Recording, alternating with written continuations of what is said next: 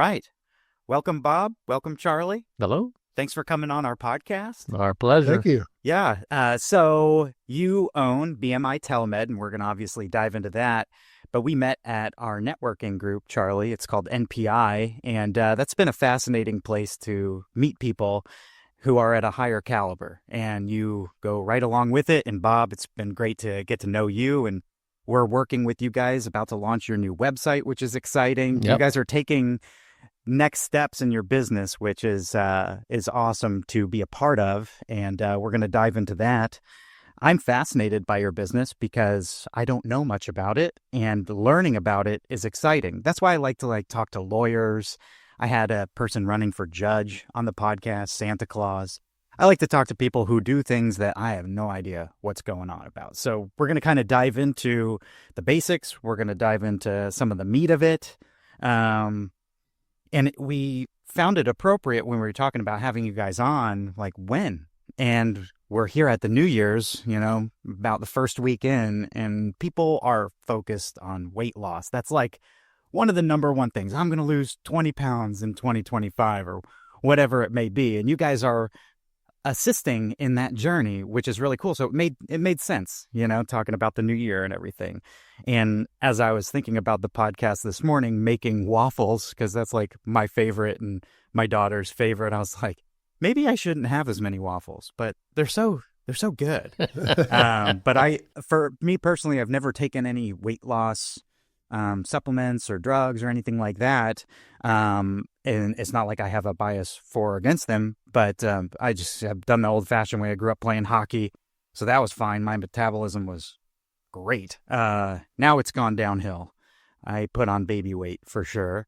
But I do the old-fashioned way, running, working out. But, I would imagine as we dive in, there's certain people who this is just perfect for, different lifestyles, different chemistry makeups of their anatomy or their, how they're made up.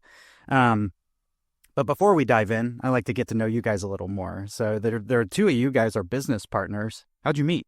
Oh, Charlie, you tell that story. 6 years old when we met. Yes. Oh, really? Yeah. We grew up in the same neighborhood, actually, in Ybor City. So we're natives of Tampa, not only of Tampa, okay, but of Ybor City. And we were born in Ybor City and actually survived it. So it's gone through some changes? Immensely.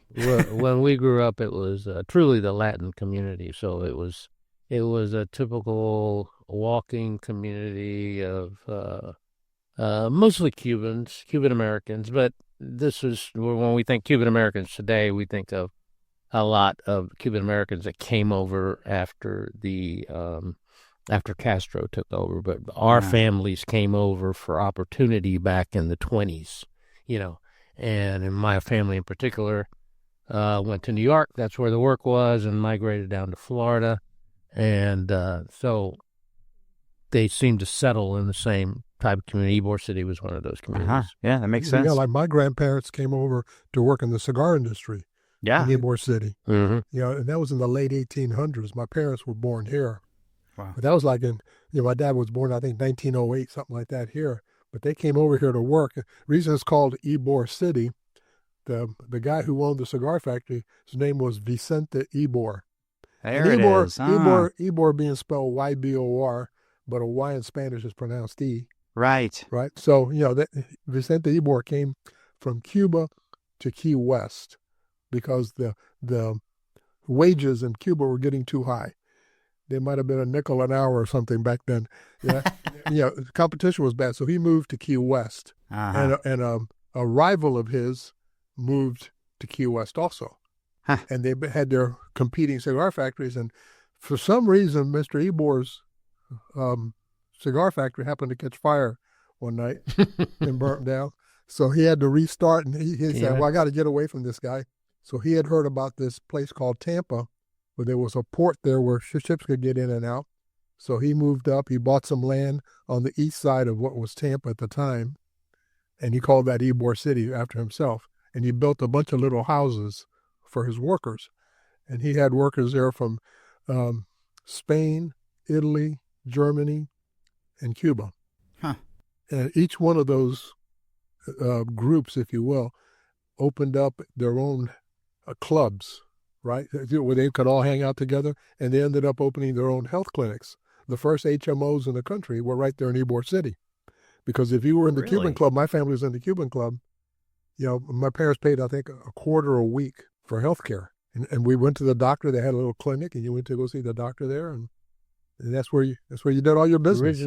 Original HMO system started. Started way back. A lot of people probably don't know half of the things that you my said, God, and we they could live in We could Ybor. have a whole podcast just Just on on- Ybor Well, it City. sounds But like back we to could your do original a question of history. Yeah. how we met because we Ybor both City. lived in Ybor City. We played at the same playground. We played baseball together. We grew up, and then when we went to high school, we kind of parted ways. Not parted ways, but we went different ways. And I went to Jesuit. Bob went to Jefferson. But we both graduated from the University of Florida Okay. School of Pharmacy, and so we both got our degrees in pharmacy at different times, and then we reconnected later on, and we've Playing both been baseball. practicing pharmacy for over 50 years. Yep. So you guys knew each other since you were very young, and did you both have interests in the pharmaceutical industry, the medical industry, and share that growing up, and then you both went into that, or was that coincidence?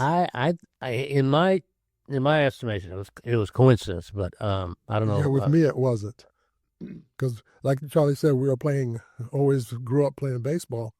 And one summer, I was 14, my father says, enough of this playing baseball, you got to go to work. My dad was a contractor. So he was remodeling a pharmacy in Temple Terrace, University Pharmacy. And he goes, I need you to go work with me this weekend because we're going to take all the medicines off the shelves, and I'm building new gondolas, and then you're going to have to put it all back on the shelf. So we did that over 3 days, right? So Monday, my dad and I are getting ready to go work somewhere else, and he gets a phone call, and the owner of the pharmacy, Joe Cuellar, says, can Bobby come to work at the pharmacy? So my dad hands me the phone. Joe wants to know if you want. I don't know anything about pharmacy. He goes, no, you don't need to know anything about pharmacy, but you're the guy that took everything off the shelves and put everything back. I say, yeah. He goes, we can't find a thing. So I spent the next 2 weeks redoing all right. I had cold medicine with hairspray and just wherever I grabbed something, I put it on the shelf. And how old were you at that time? I was 14 at the time. Wow. And I never left that pharmacy until I graduated from University of Florida. Wow. That's special. I worked that pharmacy. I mean, I can't. If you asked me to work in a gas station, I couldn't do it. But I grew up in a pharmacy. That's all I've ever known. Sure. Oh, that's cool. I started in the car wash business, but I'm still very clean and neat, and I took a different path after a year and a half. Well, that's fascinating because it's interesting to think about why people get into the fields that they get into. We have a lot of people in our networking groups like, how did you get into, junk hauling or, financial advising or law? And that to me is fascinating. How about you? So were you working and restocking shelves? And then... Nope. I really didn't know what I wanted to do, to be honest. But when I graduated from high school, I think today most kids know what they want to do. I think back then a lot of kids didn't know what they wanted to do when they graduated from high school. But there was I remember taking these classes every day. I would take it was like a test. It was one day it was an aptitude test, another day it was and you never knew what you were doing. Every day you show up for an hour and you take this test for every day for 5 days at the University of South Florida. And at the end they evaluated. And my profile showed that my career should be in an area where I'm helping people. And so one was a pharmacist, one was a social worker, and I guess I was good with numbers because the other one was a CPA. So I don't know how that got in there, but anyway. So the pharmacist, my brother actually... my older brother was in pharmacy school at the time, and so I kind of followed his path. Awesome. So both of you, I mean, Bob, you have a little more extensive background because you started at 14, even though you're, it was maybe shelf stocking and running a different portion of the business, you're still around that realm. And so you have a deep knowledge of the pharmaceutical industry. Well, it was interesting because I worked there for at least a couple of years before I was old enough to drive And then once I was able to drive and got a driver's license, he made me the delivery boy. Uh-huh. And we had this little Volkswagen that had a huge mortar and pestle on the roof. It was the most embarrassing thing to drive going down the street for a 16-year-old kid. But I learned a lot about how to deal with people back then, going into their homes. And one old lady that today I still have nightmares about, I went in to take her medicine. She would call the pharmacy and tell us everything she wanted, not just her prescriptions, but a jug of milk, aspirin, vitamins, whatever. And I'd take it in there in a big bag, and she'd sit on the couch, and I had to stand in front of her and take everything out of the bag and show it to her. Jeez. That was her deal. Well, at one point there, I picked up a can of hairspray by the top. And as I pulled it out of the bag, the bottom fell out. And it landed on this glass ashtray. And of course, it shattered it. Well, she started howling and screaming and crying. And it's like, oh my God, what did I do? He goes, that ashtray was the last thing my son gave me before he went off to World War II and died. Oh my gosh. Yeah. He never saw him again. That's the only remembrance I had of him. Why do you think I felt at that point? Well, okay, but here's your vitamins. Play it cool. Yeah, I didn't know what else to say. I was scared to death. But, that's just, after a while, you learn how to be empathetic with people. People going into a pharmacy or needing medicine don't usually feel good. Right. Always. Yeah, So, absolutely. you're dealing with people that are, they don't feel well. They just found out they've been diagnosed with cancer. They could have some anxiety issues going on. So, you learn a lot about people just seeing them eye to eye. Absolutely. I had mentioned that I worked at the car wash for my first job, and that was at 15.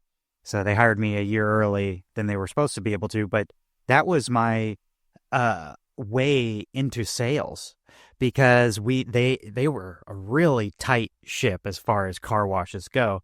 They made sure you upsold every single car, at least tried. Hey, do you want the tire shine or the wheel bright? Look at, and they'd swipe it with my finger, show them my black finger or whatever. And I got good at interacting with the customers, and that's, that's stuck with me in some ways. Yeah. So that makes complete sense, Bob. And then you had also mentioned something that, I definitely am fascinated by in many industries, doing people's websites or creative production or logos. It's definitely close to the heart. It's important and integral for the business in many ways, but you are taking care of a foundational pillar that's lower on the Maslow's hierarchy of needs, right? It's like food and water, your health, right there at the bottom. And, I don't know how you feel about what you do every day. Your test that you took said you wanted to take care of people. So there's something really, in my opinion, admirable when people are firefighters or doctors, what you guys are doing, where you're actually truly helping people, like solve their problems and being a facilitator of that health journey. Yeah, a lot of people don't realize that the pharmacist is the closest or easiest access to a healthcare practitioner out there. You don't have to make an appointment to see a pharmacist. Just walk in and talk to them. Try doing that at a doctor's office, right? Or a specialist's office. We're the most accessible healthcare practitioners that's out there available to our patients. Wow, yeah. And so you both have been behind that counter for many years? Yep. Yeah. I started when I graduated the old Eckerd Drugs, which was a big chain at the time back then. It was bought out by CVS. And I worked there for 5 years. And then I worked hospital, St. Joseph's Hospital, for 10. And then I worked home care. I worked long-term care pharmacy, which is pharmacies that service nursing homes, especially those that require skilled nursing. And then for the past, what are we in, 25? So for the last 14 years, I've been in compounding. So I'm a compounding pharmacist now. Okay. So a lot of different areas and a lot of different areas where you help people. And this segued into what we're doing now, which is telehealth. We had the opportunity to be able to, in collaboration with a doctor, be able to prescribe for chronic diseases. The state of Florida allows us to do that if you are qualified. We are. I called Bob. I said, Bob, let's do this. And because, people that are overweight and clinically overweight. And I hate to use the word obesity because it's got a bad connotation, but it is a disease. I mean, that is what it's called, chronic obesity. And there is a scale and an index to determine that. Have a lot of health problems. So it's not about aesthetics. Although when you see the before and after pictures, a lot of times that's what you'd think, and it is, it's nice. It's a great byproduct. Yeah, but it is really about health and wellness. Yeah. Because there's so many diseases that are associated with being overweight. Yeah. And this was a way for us to help people one-on-one, which is really unique, and we just love it.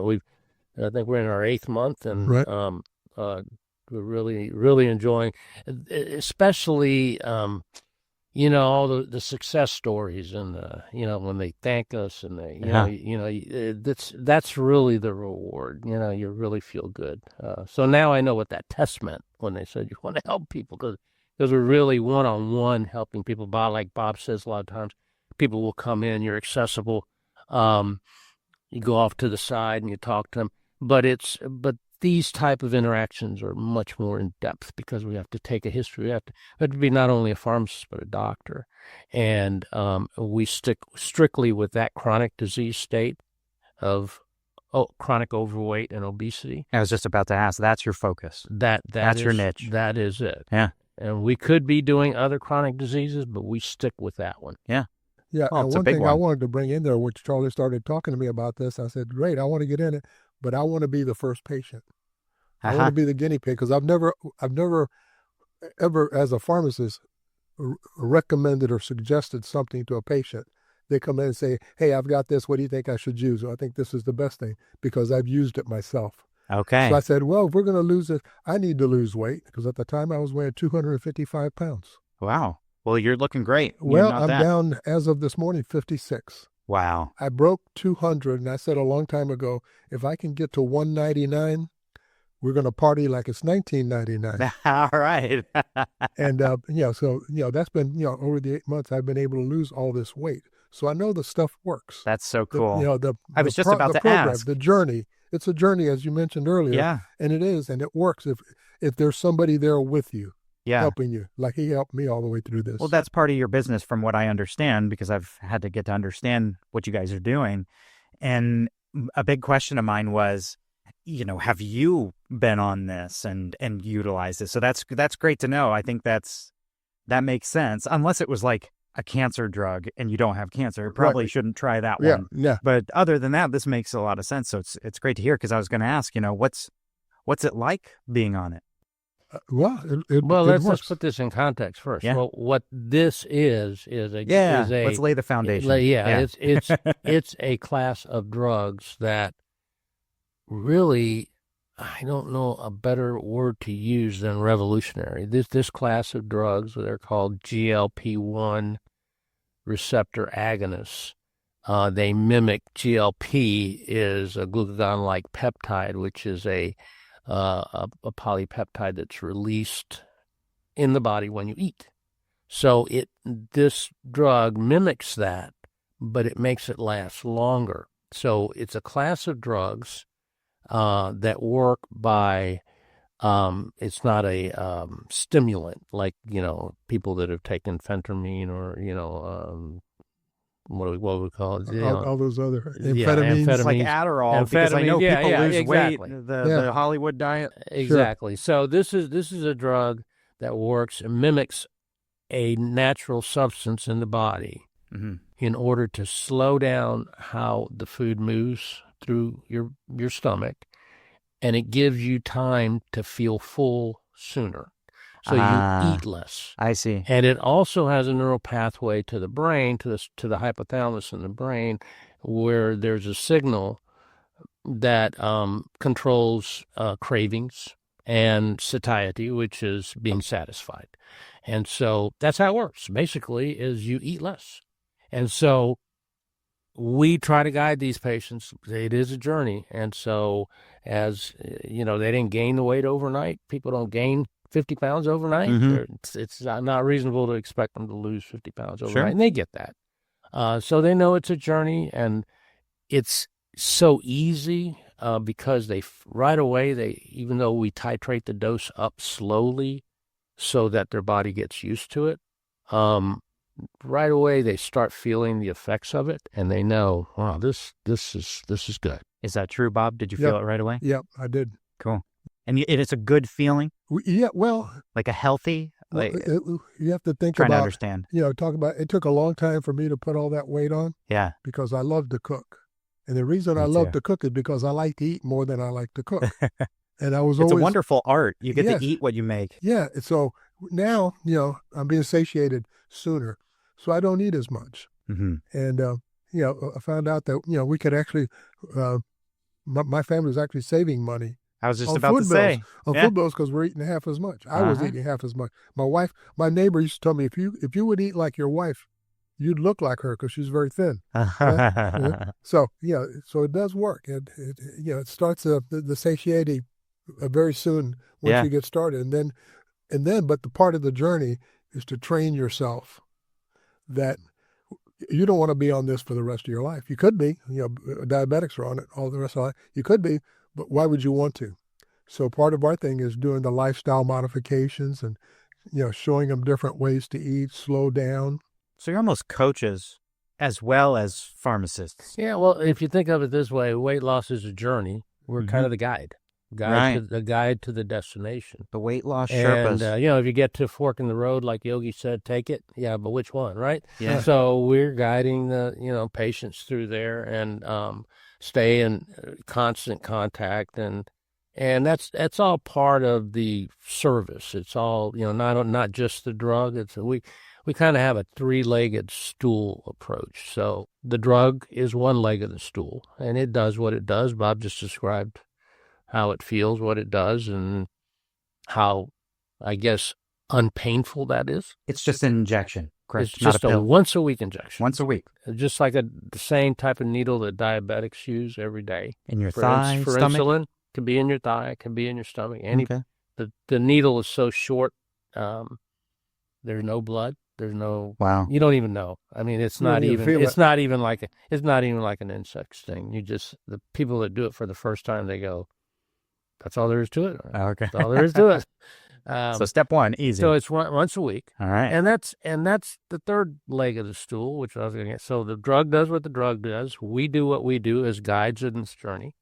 And then the patient has to do their part. And the very first thing they have to do is to be compliant and give themselves an injection once a week. Sometimes it's not as easy as you think, because people go on vacation and they go, I'm not going to use it this week so I can eat more. Really? Or because there's going to be food there that I really like. And even like during the holidays. Sure. And you say, well, you could still eat that food. We're not telling you what to eat. You're just going to eat less of it. If you like pecan pie, eat pecan pie. But instead of a big piece or two pieces, just eat a small piece. And people find that really, in the end, that really works. And during the holidays, every pound not gained is a pound lost, because most people will gain 5 to 10 pounds over the holidays. 100%. If you start at Halloween. Yeah. yeah. I'm in the process of losing it now. That's why the gyms are always packed on January 2nd. And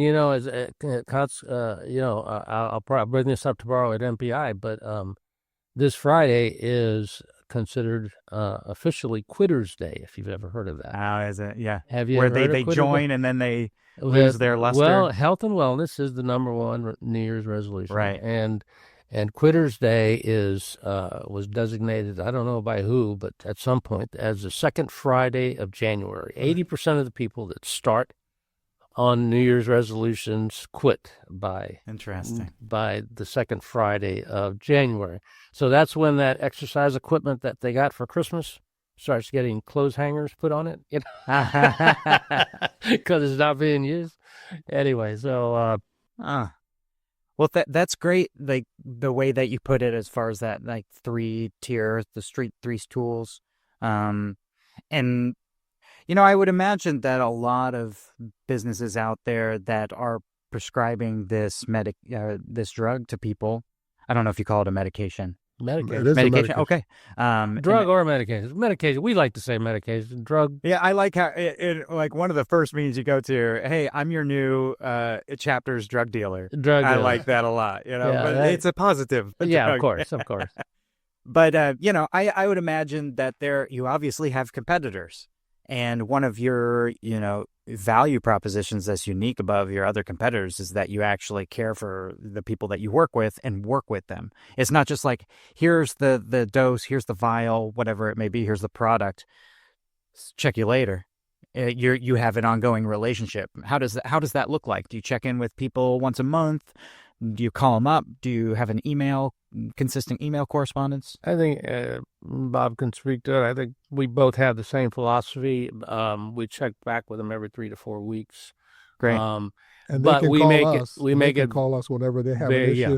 That's big. Very clear at the very beginning. You call us, contact us any way you want, email, text, or call us for anything. Mm-hmm. But if you don't call us, we will follow up with you every 3 or 4 weeks, see how things are going. Because sometimes, you know, we need to adjust the dose, or we might need to implement some, or when people's really losing a lot of weight, then we have to go, okay, now remember, since you're eating less, we need to make sure that you're eating enough protein. So we'll calculate how much protein they need to eat. So there are just a lot of nuances that happen that make us different than just a vending machine where you pick B4 and a bag of Cheetos come out, right? Yeah. So to your point, yeah, we're not just sending them the drug, but we're that second leg of the stool. Totally. And I know that from building your new website, you know, you have a resources section, which I love. And you know, we're making that extra functional right now. We've finished building the protein, or how to get enough protein. There's a resource of a breakdown of that. And that's awesome that you have that. So you're also giving them the resources on your website. You're accessible. And you had talked about, I never really thought about it, Bob, when you said that a pharmacist is more accessible than doctors in a way, because you can just go to the store and, hey, should I take Tylenol or Motrin or whatever? Or, Right. Yeah, I never thought about it like that. Yeah, and I've been a pharmacist since 1970, 55 years almost now. So you think about all the people that have come into my store or whatever pharmacy I was working at, and they will come in and ask, say, you know, I've got a runny nose. What do you think? Or, you know, that's usually the first step. And we can usually help them, you know, we can direct them to the right product. You go look at a shelf of cold products, there's 1,000 different things there. Which one do they really need? Right. So talking to the patients, well, what are your symptoms? You know, you need this one more than this one, whatever. But then also at some point, we can be talking to them and say, you know what, you're probably a bit above my pay grade. I think I need to refer you to a physician. Because I can give you this to get you started, but you really, yeah, you see there's something more going on here. Yeah, you see they're running a high temperature. They probably have an infection going. We can't offer antibiotics. That has to come from a physician. I know they're going to need that antibiotic, but I can't give it to them. So I can refer them, say, you need to go see your doctor. I think you're going to need to be on an antibiotic. Right. Along with this thing, I can help with the congestion, but, you know, you're going to need to be on an antibiotic. Yeah, that brings me to a thought that I wanted to ask you guys about today. That, you know, first off, your business model and the way that at least a pharmacist is accessible is a good thing in healthcare. I believe most people would agree that our healthcare system has its problems and is overly complicated, and there's a lot of nuance in there which don't allow people to get the healthcare they need. And it's interesting because it can be a lot simpler. It doesn't have to be so complex. My wife's from Turkey. I believe you can go and over-the-counter consult with a pharmacist and get an antibiotic or whatever it may be. And guess what? There's less drug abuse over there too. So it's interesting. People would think, oh, you have access to higher strength painkillers and this and that. Isn't your population then going to be addicted? Well, maybe not, because now they're taken care of instead of, you know, having to struggle in a way. They don't have to worry about their health, you know, how that ripples across our lives. I just wanted to bring that up to you to kind of see your perspective on the current healthcare system and obviously you guys are doing your part in figuring out something to it, but sure. what are your thoughts on that? It's a big Well, question. You make a good point, and I think that COVID made telehealth mainstream. Yeah. And that is what our platform is. It's telehealth, and patients can make an appointment very, very easily online. And our initial visit is a video conference. Okay. They don't have to leave their home. It can be telephonic. So it is. Convenience is very important nowadays. People have gotten used to that hybrid work setting, and sometimes, so I think that's a good thing that came out of COVID. What do you think, Bob? I agree, because back then people said, "Oh, a doctor is only talking to you over the phone or over a computer." That can't be good health care. After COVID, it became almost a standard. Sure. I remember my PCP back then wouldn't allow people in his office. You had to call him. Uh-huh. Because he found out that he could do just as good a job, over the phone or over a computer than he could. Obviously there's times where you're going to need to go in, but most people, when they're calling their doctor, they got a sniffle, they got a headache, I sprained my ankle. He can handle that just over the phone. Right. Yeah. One of our clients is an emergency doctor who started a different kind of telehealth solution during COVID. It inspired him to, how can we get access to people? And his point was that people text him every day, his friends, his family, and they go, "Hey, I have congestion in my ears and nose, blah, blah, blah. What should he do?" And he helps them right there through text messaging, not even calling. And he says, "I help people all the time like that." And that works, and it's effective, extremely effective. Why not take advantage of that? And so he made it a thing. It's like, it makes sense. Yeah. Why are we complicating something that, until you start to put the puzzle together, like you were saying, Bob, and you go, this person might have an infection. This is more serious. You've been able to put that puzzle together. I'm going to refer you to a doctor that needs to, a specialist or whatever that may be. And that makes sense. And that's a really good point, Josh, because the Hippocratic Oath applies to us too. And that's how we look at it. Right. Above all else, do no harm. So you got to know your boundaries. I love that. And that's why we do, that first telehealth conference is in depth. It's a regular. We get into the medical history of the patient, and if there's something there that is gonna harm them, if they have a history where this drug is not going to work well for them, then of course we're not going to prescribe it. Yeah. Or if there's something that's in their history, we want to make sure that if they have hypertension, which is common when you're overweight, or dyslipidemia, which is high cholesterol, or cholesterol problems, we want to make sure that's being taken care of. That's on the problem list, and that the doctors, that we're communicating with the doctor. And so there's that collaboration, and pharmacists are really good about knowing, because of a lot of what Bob said earlier, really know when to go, okay, let me get you started. Like Bob said, we can treat the symptoms, but let's make sure there's nothing else going on. So that oath you said, above all else, do no harm, is that every healthcare provider? It's a doctor's oath. Yeah. But, I think that all healthcare. I think it's a good. That's in your culture. Yes, in our culture. Uh-huh. Yeah, you don't always see it in other practices, but it is in ours. Definitely. Well, that's great. I mean, for us, it's not as serious, but our mission is to create for good. We're at least trying to, there's work that we've turned down because we don't want to help grow that thing, whatever that may be. Not everything's a good alignment.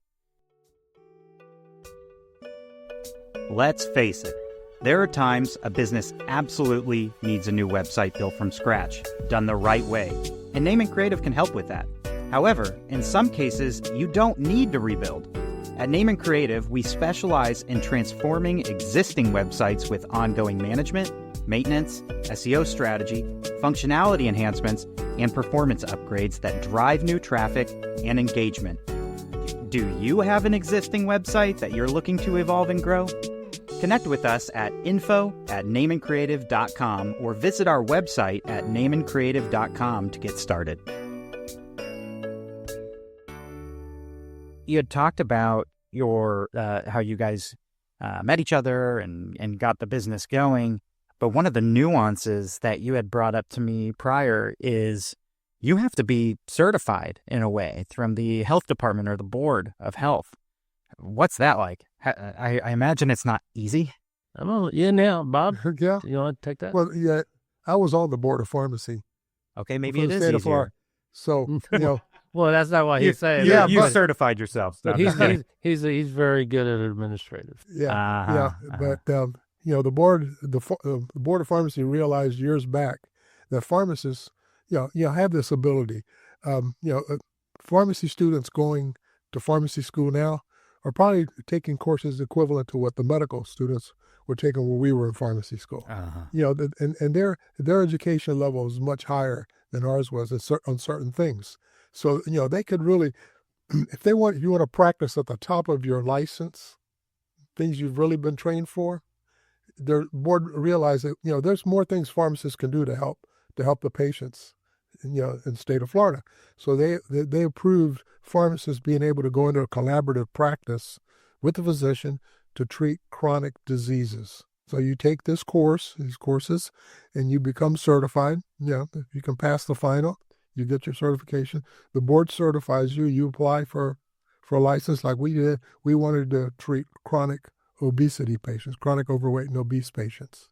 So now, that's something that pharmacists can do now that they couldn't do years back.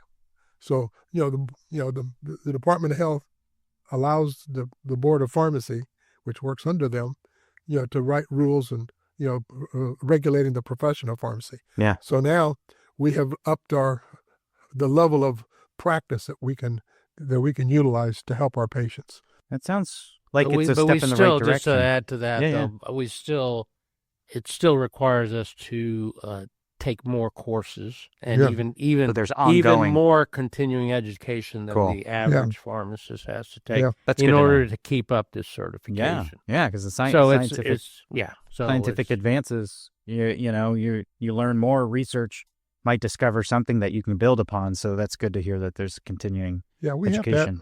We have to have these continuing education courses. Back when I went to pharmacy school, there was there were dinosaurs roaming the earth, and a lot of the drugs that are out now hadn't even been thought of back then. Yeah. So how do you know what to do with the new drugs if you're not, continuing your education? You just put on the TV and I was just going to say that, Josh. How is that legal? Yeah. Oh my gosh. It's like I don't watch a lot of TV with commercials ever, but when it's on, you can't help it. Half drugs. It's crazy. It is crazy. Yeah. The clever names though, and pretty good branding, I might say. Yeah. They got a good budget. So what about, there are benefits that are direct, right? You lose weight. You had mentioned that there might be some other benefits aside from the main reason why someone's taking this. It's pretty amazing. That's why I say it's almost revolutionary, because whenever a new drug comes out, there's always academians who continue to do evidence-based testing, and they find this problem or that problem with the drug. What they're finding with this drug are benefits. I mean, there's it helps prevent cardiovascular disease, kidney disease, liver disease. Even helps with sleep apnea. It's actually one of the companies is actually getting an indication from the FDA to be able to use this drug for sleep apnea.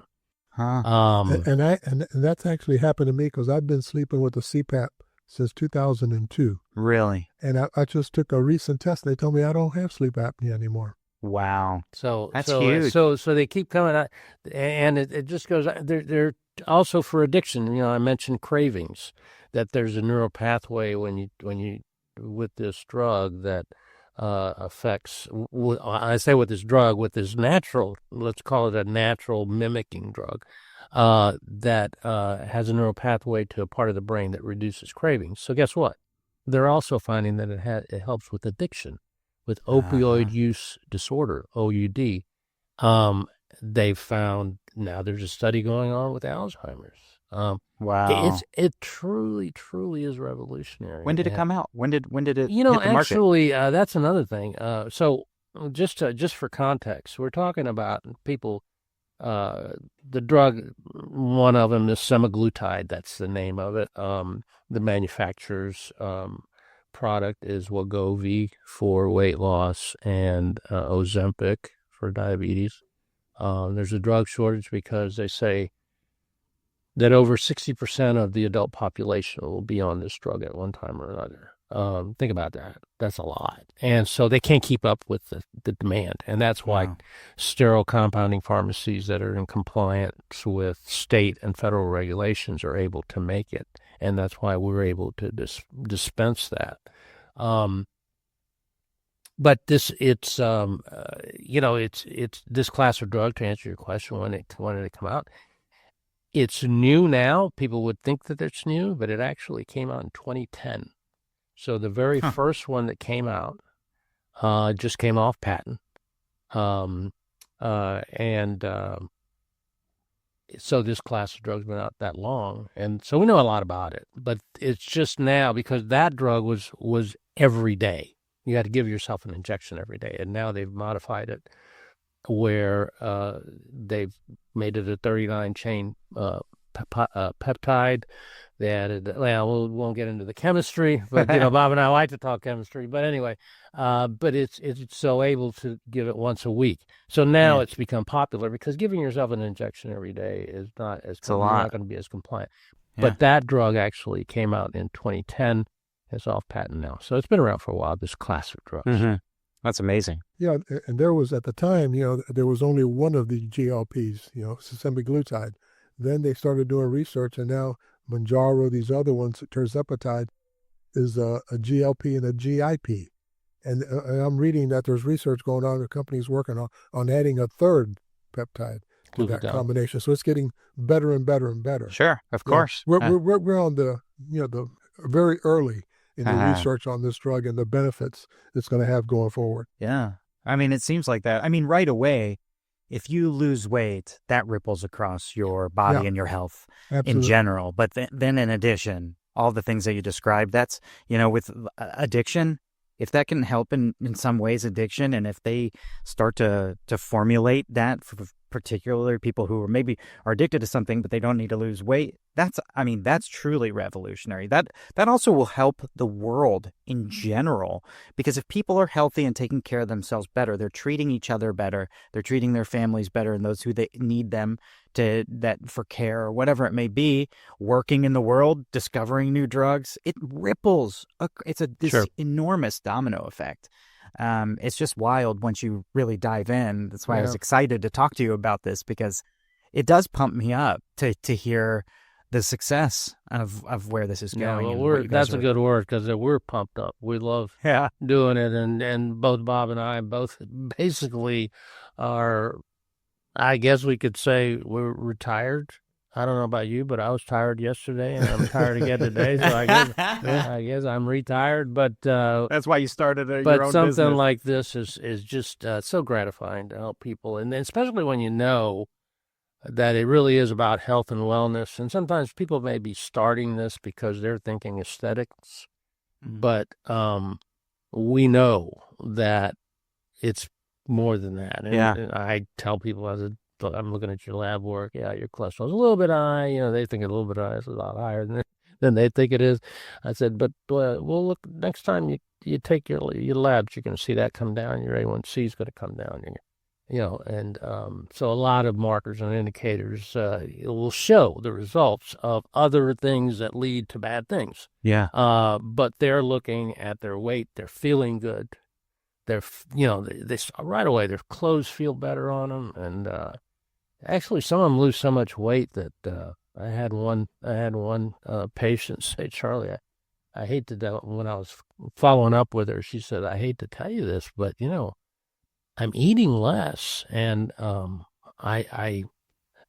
eating about half as much as I used to. So my grocery bill's less, and I used to get Uber Eats, but now you taught me how to meal plan, so I'm taking my lunch for work, and I'm actually spending less money than you're charging me. but I don't want you to charge me anymore. And I said, Laura, don't worry. I'm not going to charge you more, but save that money. You're going to need a new wardrobe. I was just about to say, that's amazing. And that's, of course, women love that. And men too, right? It's a great excuse who doesn't to upgrade. like that, right? Oh, yeah. Oh, that's fantastic. Yeah, and you talk about that because I had bought a suit. I do other things also. I have a consulting practice, and I testify as an expert witness in wrongful death cases and those kind of things. Wow. So when you go into court, you always got to wear a nice suit and stuff, right? So I had bought a couple of suits about a year and a half ago, spent a lot of money on it. And then in probably July or August, they didn't fit. So I took them back to the place, and they tailored them down as much as they could, and they fit much better. I tried one on yesterday. It's too big still. You can only tailor a suit so much. Buy a new suit before long. Yeah. Oh, that's a good problem to have. It's a good problem. Good problem to have. Yeah. Oh, yeah. Exactly. Oh, that's fantastic.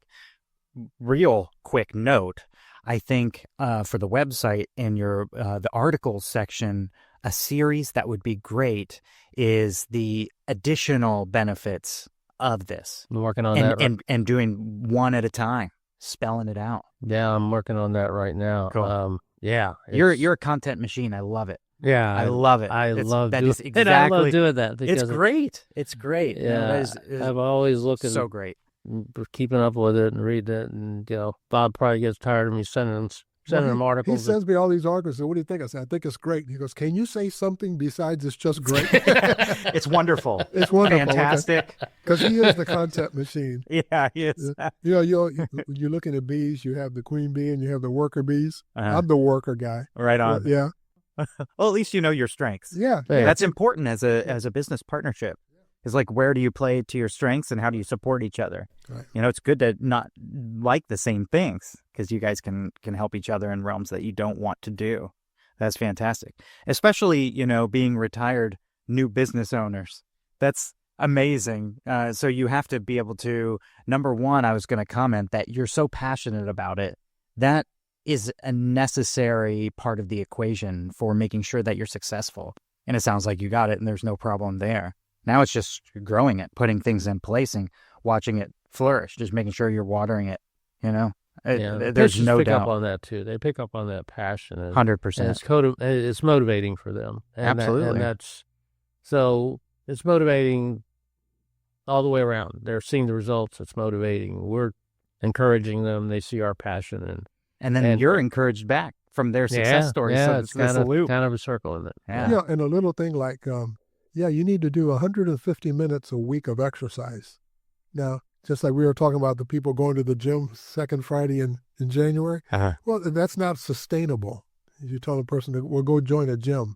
Yeah, I tell my patients is sometime today, walk out your front door, walk down the street for 15 minutes, and turn around and come back. Well, what have you done? You've walked for 30 minutes. You do that 5 days a week, there's your 150 minutes. Totally. You've done something right there to help you. Is that the best exercise? No, but at least it's something that's sustainable. Absolutely. Could you get more motivating, want to get to a gym? Great, but at least do that. Yep. Yeah. We actually, Josh, try to find out what people like, Mm-hmm. and that's what's sustainable. Absolutely. It's not sustainable to lift weights if you don't like going to a gym. It actually can be intimidating. I go to a gym, and sometimes I'm sitting there, I see somebody walk in that's a little older, and you can tell it's the first time, and it's that deer in the headlights look like, what do I do now? Yeah. I mean, everybody's a little different, and we try to find out what it is they like. Believe it or not, sometimes it doesn't have to be as physical. Yoga, I know a lot of people that do yoga, and that reduces cortisol levels, and that is really, really helpful. And you can do that at home. You can do it at the Y. You can do, whatever people like. I've got a breathing app. It's a deep breathing app that I send to patients and say, do this a couple of times, a day if you want fantastic. to. Do it while you're driving, but do it other times. Yeah. Really reduces your stress level. And then the best thing about it is the air is free. So take advantage of it, And so it's all about what is sustainable, because our brand is not only to achieve, but to maintain, because most of these people, they've been on diets before. They've lost the weight. They've gained it back. And we put a red line on and say, what do you want to weigh? We don't tell them what they have to weigh. Sure. What do you want to weigh? And then we kind of say, okay, that's your red line. You're never going to go above that weight again. We're going to get there, and you're never going to go above that weight again. But why don't we go down a little? Why don't we target maybe 5 pounds less than that to give you a buffer? Because there are going to be times when your weight fluctuates, and that way you can catch it without getting behind the 8 ball. Yeah. Oh, that's fantastic. So before we move to our next segment, one more question that I think would be good for people to hear. And I know it's probably more complicated than what you can make it here, but in the simplest way, how do you control or check the quality of the products that you're prescribing out? Well, that's a good question because I actually, in addition to Bob and I having this telehealth business, the drug has to come from somewhere. Yeah. And I'm actually part of the quality assurance and compliance team of where that drug comes from. So okay. So a lot of people can say they stand behind the product, but I do stand behind the product because I'm there a couple of days a week. We do make sure that all of the sterile drugs, and it's a whole nother topic. I could go into it, but the regulations, both state and federal regulations, to meet the standards of practice and the sterility standards, are very complex. And it's probably a reason why, probably when I started in the state of Florida, Josh, there were over almost 300 pharmacies in Florida that were doing sterile compounding. And because of all of the upgrading of standards and compliance regulations, both state and federal, I think today, I don't know the exact number. I think last time I checked, maybe there were 70 in the state of Florida. So it dropped that much because, people were doing it in unsanitary ways. And there's a reason to be, afraid of where it's coming from, or at least wanting to have, to know that the product that you're getting it meets all of the standards, not only of state, but of the federal government. Absolutely. So to answer your question, I'm there a couple of days a week. I know the procedures, the standards of practice, the SOPs that go into place, and I see how they're carried out, part of adding and subtracting to those standards of practice. And so there's another article. And then you're the guinea pig to make sure that... And I will do it. But, going along with what he's saying, I had a patient yesterday that we were talking about, and she'd been accessing her medication from somewhere else. And she says her husband had been a patient of mine, is a patient of mine right now. She goes, hey, I'm looking at what I'm getting from this other provider and what my husband is getting from you guys. And he gives himself a very, very little small dose out of that insulin syringe. It's not even half of an insulin syringe. She goes, I'm using 1.5 syringes for every one of my doses.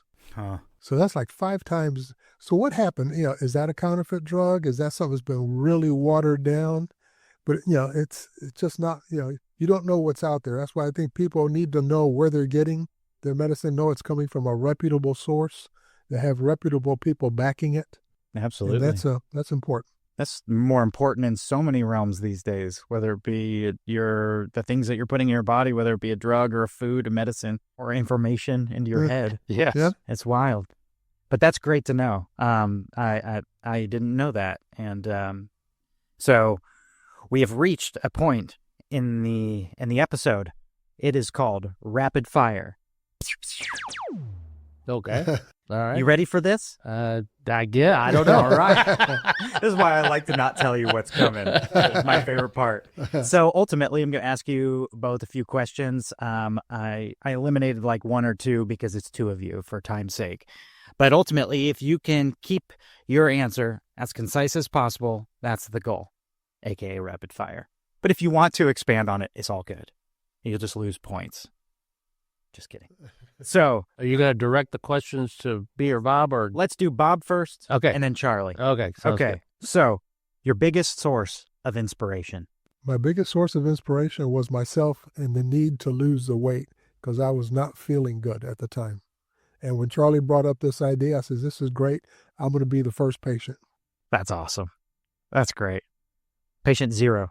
Patient zero. How about you, Charlie? Actually, my biggest source of inspiration probably goes back to the 80s when, I was working in the hospital. I saw so many what we call comorbidities associated with people that were overweight, even to the point of traumas when they didn't recover as well and things like that. So even back then, before it was a popular topic of overweight and losing weight, I realized how many things are associated, how many bad things are associated with being overweight from a health standpoint, and even recovering from illness or trauma.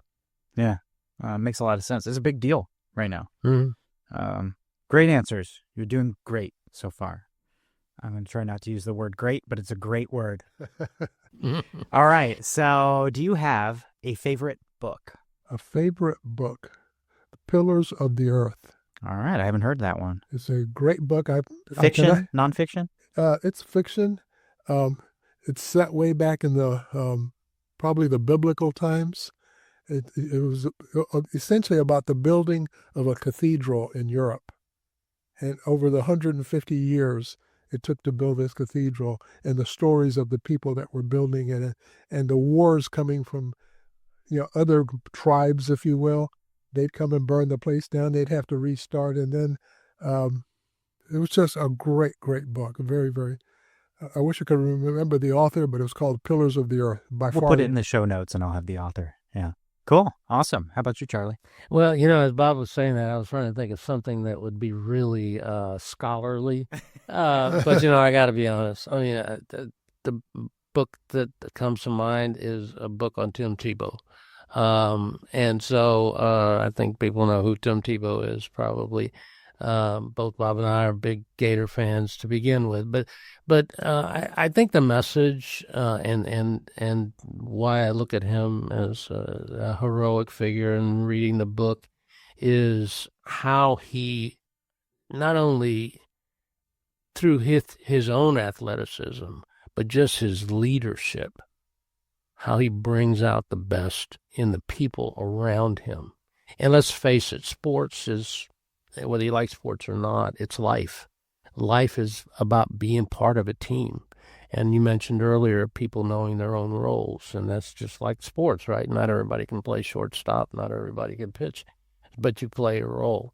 And someone that is a true leader doesn't have to be vocal, but they through their actions, they bring out the best in the people around them. The people around them overachieve. And when you read about Tim Tebow, that's what you find about him, not only when he played football, but in life itself. Mm-hmm. That's a huge leadership qualities. How do you uplift the people around you, inspire? That's great. Do you remember the specific title of that book? We can look it up if not. Yeah. Or you can text me. I don't. Okay. We'll find it. Okay. Cool. Tim Tebow. I haven't heard that name in a while, but I know who you're talking about. All right. Halfway through. So, you can only listen to one album or musical artist for the rest of the time. What would it be? The Eagles. All right. I think the Eagles have been an answer before on this show. Yeah. It Cool. was just a great group.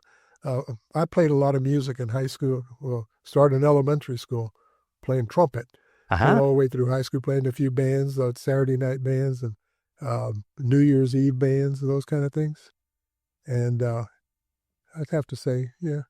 Did you play trumpet all throughout? Yes. Wow, cool. Yes. Do you still play? No. No. My dad bought me a trumpet in 1964. It probably cost him 3 weeks of salary to buy that trumpet at the time. It was called a King Super 20 sterling silver bell. Beautiful, beautiful horn. I wish I would have been good enough to really play that horn to its capabilities. Uh-huh. But after I graduated from high school and went to start going to college, I faded away. But I still have that trumpet. It's up in my closet. Ah, okay. And I hadn't opened it in about 35 years. And a couple of years ago, I said, let me just open this box. I was afraid something was going to jump out at me, but it was sad. I couldn't even get a sound out of that thing. Really? Blowing as hard as I couldn't get a sound out of it. There's a lot of technique to that people don't realize your with lips. trumpet. Your lips become very muscular, and you can change the sound coming through your lips by how tight you get.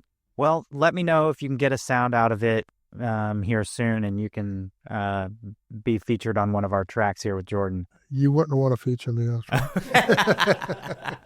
Noted. How about you, Charlie? I would have said the Eagles, Billy Joel. Oh yeah. But I'm going to change that. I'm going to go a different direction and say Garth Brooks. And I'll tell you why. Number one, he says that the Eagles were a big influence in his when he grew up and was starting into music.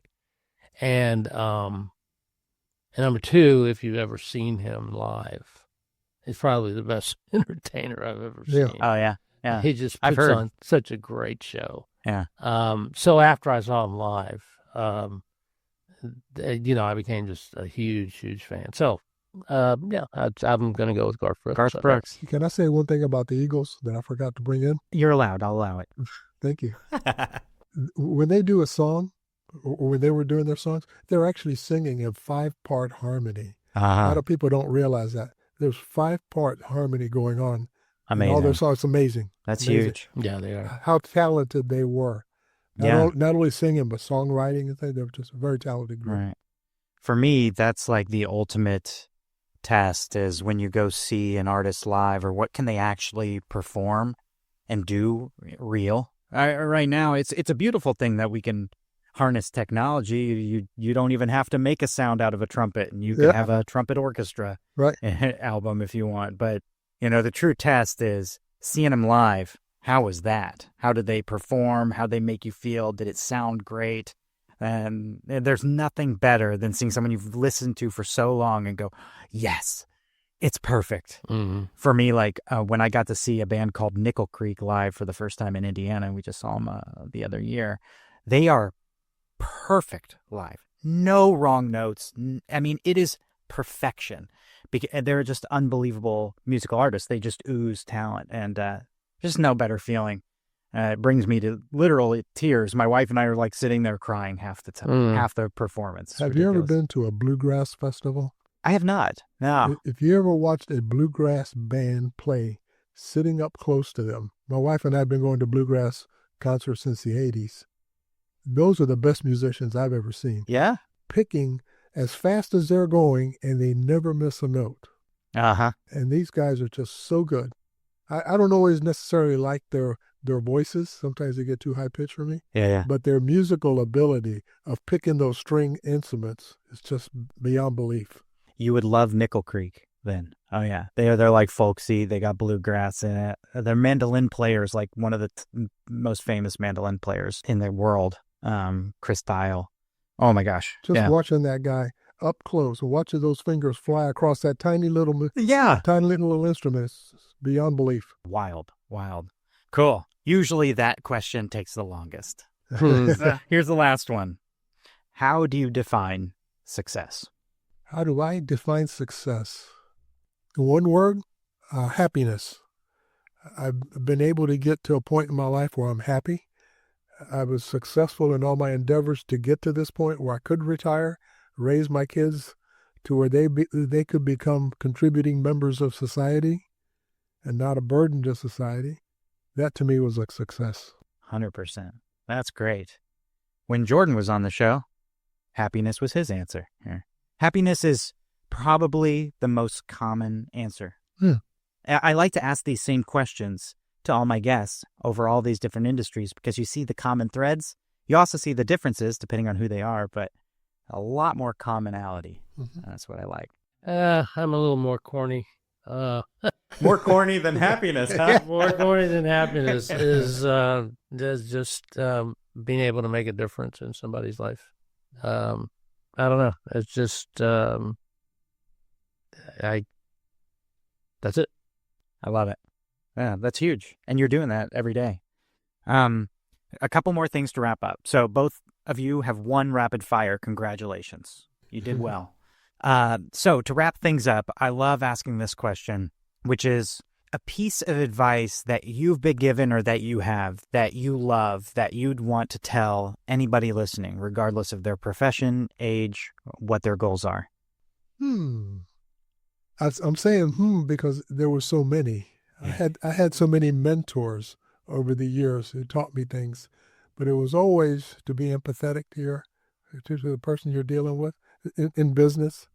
You don't have to invite them over for dinner, but you should be empathetic with them, because we're in an industry where we're dealing a lot of times with sick people who don't feel well. Yeah. And be able to empathize with that person, or a person that comes in that's very upset about something. My brother is a psychologist, and he wrote a book on diffusing an adversarial situation. And he says, and I like to use a lot of analogies when I'm talking to people. He said, think of that person that's upset as a big bag of hot air. You've got to get the air out of that bag somehow. And the best way to get the hot air out of that bag is let them talk. Empathize with them. Give them little feedbacks to keep them talking. Yeah. Till you can get that hot air out of that thing. And now that guy that was mad at you is actually your buddy. Mm-hmm. Because you've been able to empathize. You didn't have to invite him over for dinner, but you empathized with him. Yes, I understand you're upset. This kind of that. Yeah. And sometimes you got to pop that balloon. But there's not enough talking. It can be done. That talk wasn't going anywhere with that guy.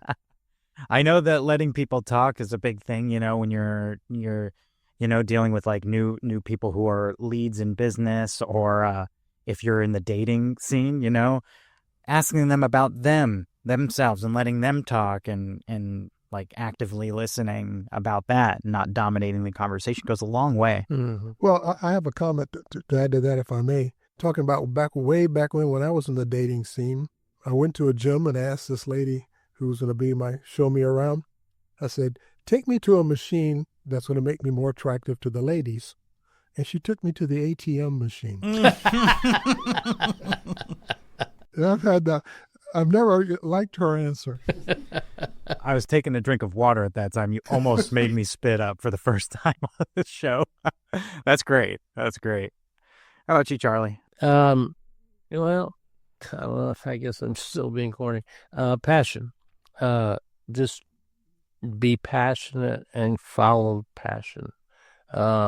It can never lead you wrong. And what I always told my kids, the other, maybe it goes along with it, but a little bit different, I was going to give advice, is always speak from the heart. You can never be wrong. Mm-hmm. Never. Love it. And, so sometimes you got to say things that, may be unpopular, but if you speak from the heart, people will accept that as whatever it is. Absolutely. Absolutely. And to play off of what he said, I use that a lot with my patients when I'm talking with our patients, is that I'm speaking from the heart because I've done this. I've been on this journey. I'm still on it. Yeah. But I've taken the longer part of this journey already. And, speaking from the heart, this is what you're going to feel. You're going to have weeks. You're not going to lose any weight. You're going to have weeks where you're going to lose 3 or 4 pounds. If we can get you to lose 1 to 2 pounds a week over time, we're going to get you to where you need to be at the end of that journey. Love it. Love that. So people have been listening, and getting to know you guys. I think by the end of this, people should feel a little more trustworthy if they were skeptical about this drug or not knowing about it or whatever they are. If people are in a position where they go, that actually seems like a great solution for where I'm at in my life. I'm ready to take this journey. What's the best way for them to connect with you? We'll leave it at that. Best way to connect with us probably would be to start at the website. And what's that? BMI Telemed.com. Boom. All right. Yeah. BMITelemed.com. And there's a lot of information there. And the consultations are free for that reason, is because we want to make sure it's right for them. And they need to be able to ask the question and determine if it's right for them too. what we do, the drugs we use, the methods we use. If so, a website and understanding that the consultation, that very first consultation, is free.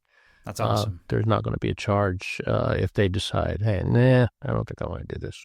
I think that shows a lot about your guys' character, that, you know, you're willing to consult with anybody for free, make sure it's a good fit for both parties, and guide them in the right direction. So I love that. I look forward to continuing on the journey with you guys and helping with your business and our partnership. I really appreciate your time today. I know you both are busy, but this has been really fun to get to know you even better. And we'll certainly be posting this, and people can get to know you all better and your business better, and hopefully, take a journey with you. Good. Yeah. Thanks again. Thank well, you, we Josh. thank you for having us here and giving us this opportunity to reach out to people, show them that there's a lot of people out there doing what we do. We do what they don't do well. And that because we're pharmacists, because we care, because we want to help people, that we are the right people to be on the journey with. I love that. Well, it's a pleasure. It's been a pleasure. Thank you all. Thanks, Josh. Thank you.